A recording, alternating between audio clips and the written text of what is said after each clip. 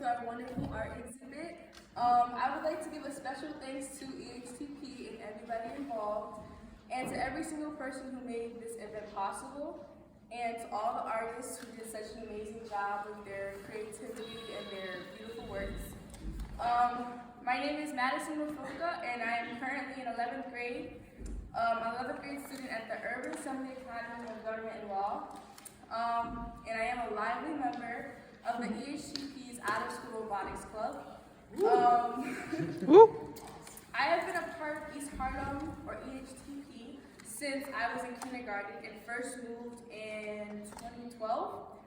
And I was asked to talk about creating love and what it means to create love, and what it means to me, and how EHTP as a whole has showed their love to me. And to answer that, I'm going to take you back to the first time that I was ever showed love by EHTP.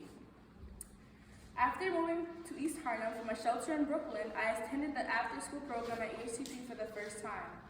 I remember that day so vividly because all I could do was cry and cry and cry, partially because I was scared, and partially because I knew that if I did cry, my mom would feel bad and let me stay home another day, and I was going to be in a class full of strangers, and I know, that's a lot of crying, but I was a very big brat as a child and a crybaby.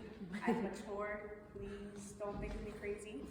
And I figured out that my mom would let me try again the next day, like we did the day before, and the one before that.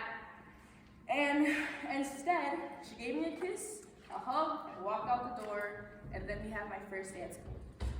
And at that time, I was only 6, and I didn't know my mom was gonna come back. And I had such an intense fear of being alone, fear of missing my family, and like a very big fear of starting something new. That day, I think I cried for 2 hours, 2 hours straight, hoping that my mom was gonna hear it and come back for me. And when that didn't work, I just sat there and I waited and I waited. And I remember seeing all the kids slowly leave, one by one, and then there was me and one other kid. And at that point, I determined in my mind that she wasn't going to come back. And I felt as if she had forgotten about me, and my teacher at the time tried to distract me by asking questions, but I naturally ignored her, as every single kid in here would.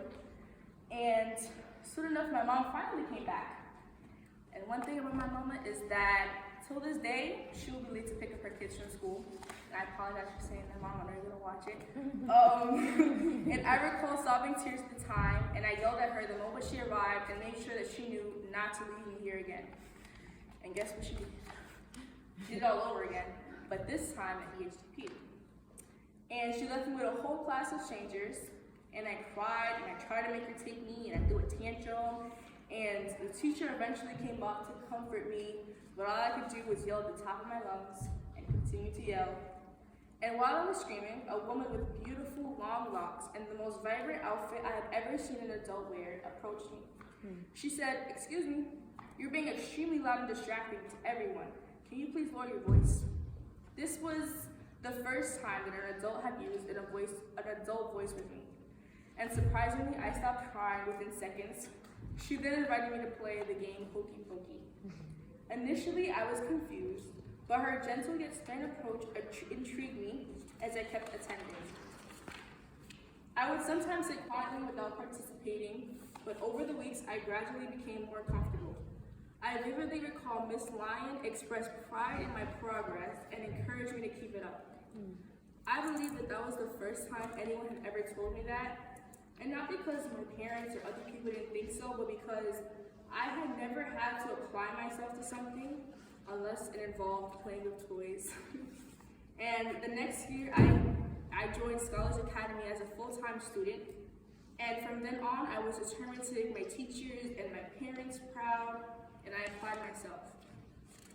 And today, I consider myself a great scholar, not the smartest, or the quietest, or the first to complete my work, and I still make mistakes, but I continue to apply myself.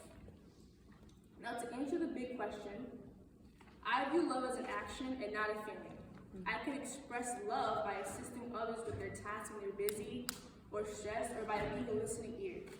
What's remarkable about love is that when you show it to one person, they in turn can create love in others. creating an endless cycle that is contagious. Imagine if hundreds of thousands of people showed to show love. At one point, we'd have millions, then billions, and then one person creating love for someone can always inspire another. So I leave you with one question here today. How can you show love? Not only today, but tomorrow and the next day. How can you build upon the love that someone else has already shown you?